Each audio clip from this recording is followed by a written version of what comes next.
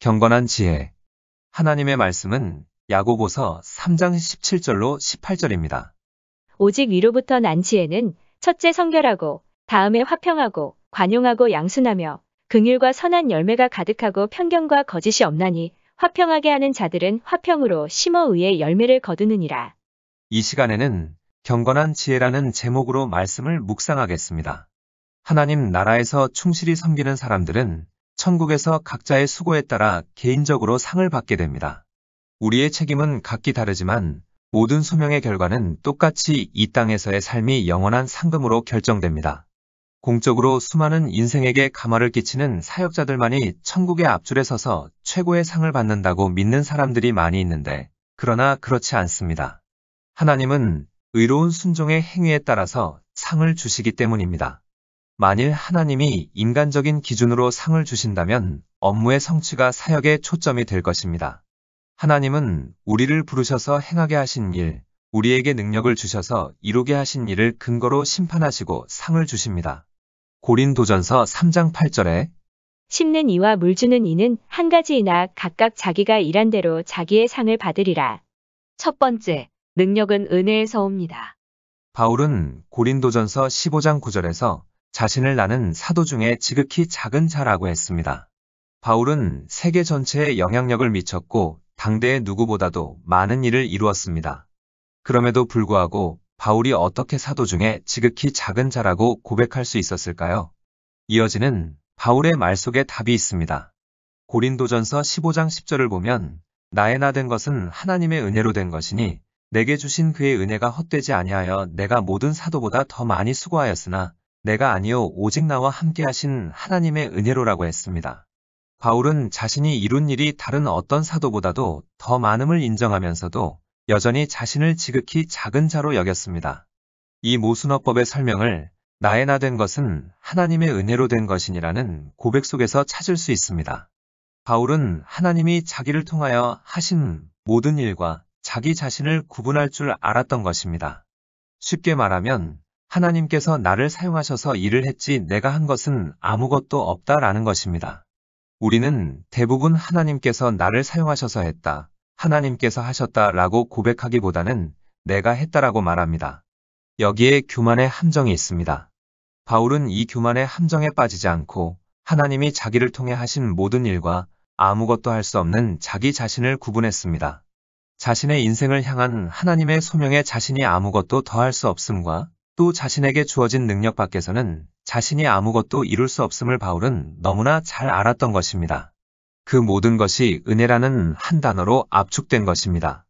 이것은 모든 신자들의 소명에 똑같이 적용됩니다. 예를 들어 어느 여 집사님의 부르심이 현모양처가 되고 지역교회의 영화부에서 아이들을 섬기고 기도 골방에서 도구하는 것이라면, 그래서 그 일을 끝까지 충실히 했다면 이 여 집사님은 그 순종 때문에 큰 상을 받을 것입니다.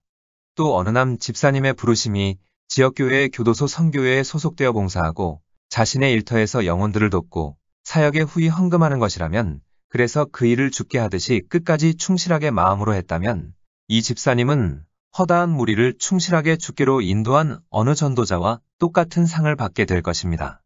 이처럼 예를 들자면 한이 없습니다. 천국 제일 앞줄에서 주님께 최고의 상을 받을 어머니들, 사업가들, 일반 지도자들 등등이 우리의 생각보다 훨씬 많을 것입니다.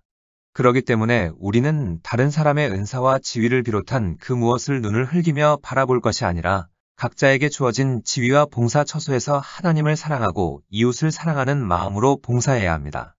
각자에게 주어진 직장과 사업장의 삶의 터전에서 하나님을 사랑하고 이웃을 사랑하는 마음으로 일을 한다면 훗날 천국에서 큰 상급을 받게 될 것입니다. 두 번째, 지혜의 근원은 주를 경외하는 마음입니다. 예수 그리스도의 교회는 이 땅에 있는 하나님의 군대입니다.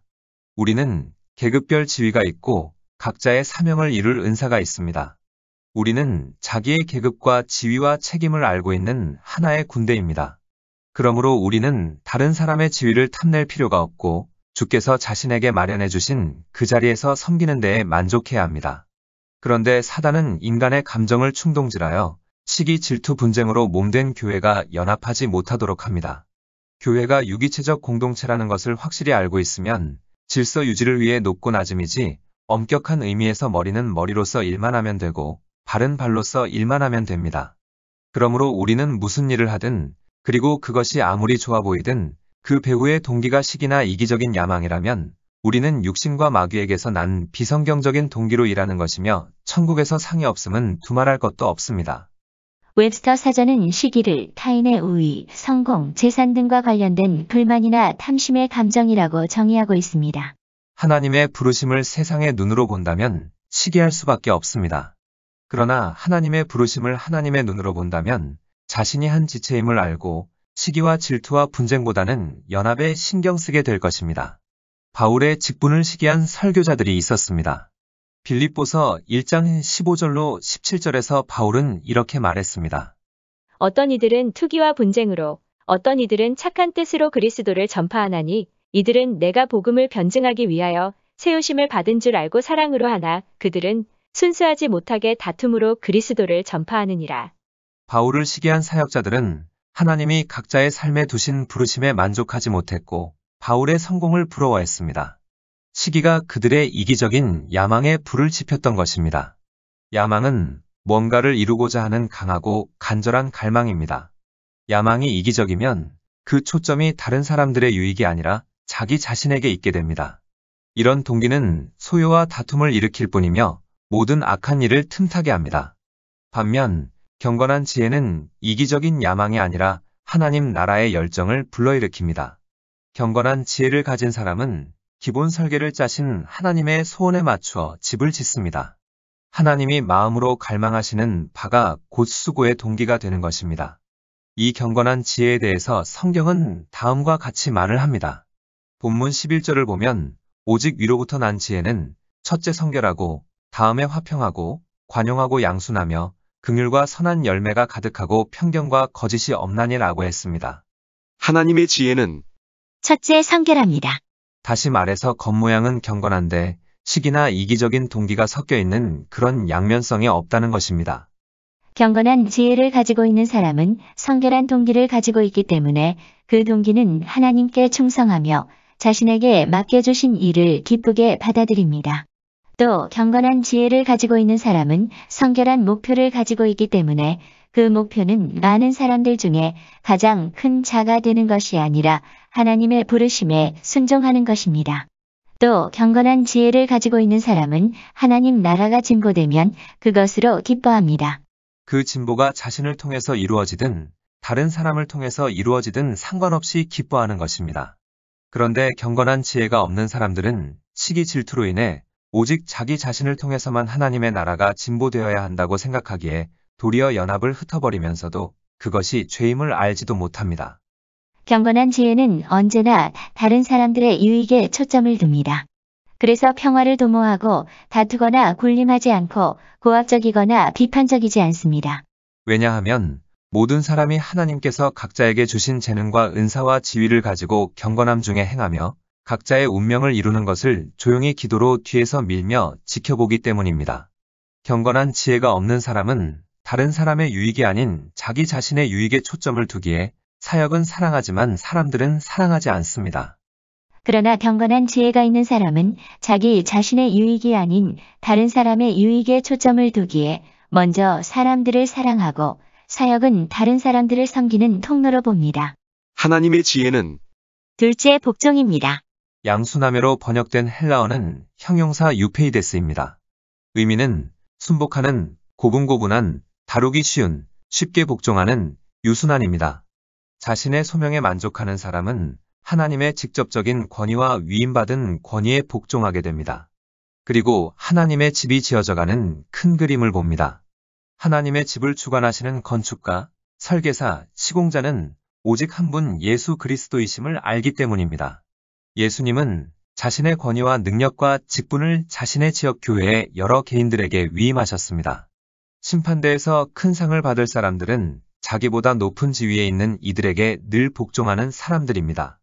교회를 갈라놓는 교역자와 성도들, 사람과 사람 사이를 이간질하여 연합하지 못하게 하는 성도들, 자신의 사역을 이루려고 가장의 권위에 저항하는 아내들, 회사의 월급을 받으면서 불성실하게 일하는 직원들 등 이들은 다 심판날에 큰 손해를 볼 것입니다. 설령 반항의 결과로 큰 결과를 이루었다고 할지라도 심판날에 큰 손해를 볼 것입니다. 그러므로 우리는 결과에 속아서는 안 됩니다. 우리는 큰 결과를 내고도 여전히 하나님의 권위에 반항하고 있을 수 있습니다. 모세를 생각해보면 주님은 그에게 말씀하시기를 반석에게 명하면 기적처럼 물이 나올 거라고 하셨습니다. 그러나 모세는 순종하지 않고 홧김에 반석을 쳤습니다. 그래도 물은 광야에서 이스라엘 백성들이 마실 만큼 충분히 나왔습니다. 그러나 모두가 물을 마신 후에 하나님은 모세를 따로 부르셔서 그가 순종하지 않았으므로 약속의 땅에 들어갈 수 없다고 하셨습니다. 모세의 결과는 기적적이었습니다. 그러나 성공의 지표는 결과가 아니라 순종입니다. 경건한 지혜의 뿌리는 주를 경외하는 마음에 있는데 주를 경외한다는 것은 그 무엇이나 누구보다도 하나님의 뜻을 우위에 두는 것입니다. 하나님을 경외하는 사람들은 하나님의 권위에 철저히 복종합니다.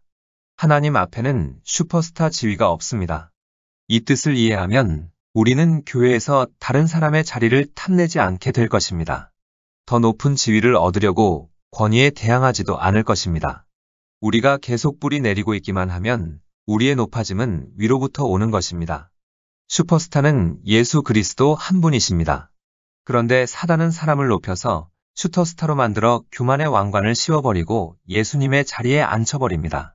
그리고 성도들의 눈과 귀를 가려서 예수를 보고 하나님의 말씀을 기준으로 신앙생활을 하는 것이 아니라 교만의 왕관을 쓰고 슈퍼스타가 된 사람을 보고 그 사람의 말을 듣고 가다가 지옥에 떨어지게 합니다. 우리는 속지 말아야 합니다. 하나님의 나라에서 슈퍼스타는 없습니다. 우리 모두는 연합해야 할 각지체들일 뿐입니다. 그러므로 주어진 자리에서 하나님을 사랑하고 이웃을 사랑하는 마음으로 자신에게 맡겨주신 봉사의 직분을 잘 감당하면 됩니다. 하나님의 나라는 연합입니다. 그런데 사단은 시기 질투의 감정을 이용하여 연합을 깬다는 사실을 기억하고 속지 말아야 합니다. 말씀을 정리하겠습니다. 첫 번째, 능력은 은혜에서 옵니다. 두 번째, 지혜의 근원은 주를 경외하는 마음입니다. 하나님의 지혜는 첫째, 성결합니다. 다시 말해서 겉모양은 경건한데 시기나 이기적인 동기가 섞여 있는 그런 양면성이 없다는 것입니다. 경건한 지혜를 가지고 있는 사람은 성결한 동기를 가지고 있기 때문에 그 동기는 하나님께 충성하며 자신에게 맡겨주신 일을 기쁘게 받아들입니다. 또 경건한 지혜를 가지고 있는 사람은 성결한 목표를 가지고 있기 때문에 그 목표는 많은 사람들 중에 가장 큰 자가 되는 것이 아니라 하나님의 부르심에 순종하는 것입니다. 또 경건한 지혜를 가지고 있는 사람은 하나님 나라가 진보되면 그것으로 기뻐합니다. 그 진보가 자신을 통해서 이루어지든 다른 사람을 통해서 이루어지든 상관없이 기뻐하는 것입니다. 경건한 지혜는 언제나 다른 사람들의 유익에 초점을 둡니다. 그래서 평화를 도모하고 다투거나 군림하지 않고 고압적이거나 비판적이지 않습니다. 경건한 지혜가 있는 사람은 자기 자신의 유익이 아닌 다른 사람의 유익에 초점을 두기에 먼저 사람들을 사랑하고 사역은 다른 사람들을 섬기는 통로로 봅니다. 하나님의 지혜는 둘째, 복종입니다. 자신의 소명에 만족하는 사람은 하나님의 직접적인 권위와 위임받은 권위에 복종합니다. 하나님의 집을 주관하시는 건축가, 설계사, 시공자는 오직 한 분 예수 그리스도이심을 알기 때문입니다. 기도하시겠습니다. 하나님, 구원의 은혜를 늘 감사하며 순종하는 삶을 살게 하옵소서. 예수님의 이름으로 기도드립니다. 아멘. 하나님께서는 내 형편이 어떠하든 내 신분이 무엇이든 무슨 죄를 지었든 변함없이 나를 사랑하십니다.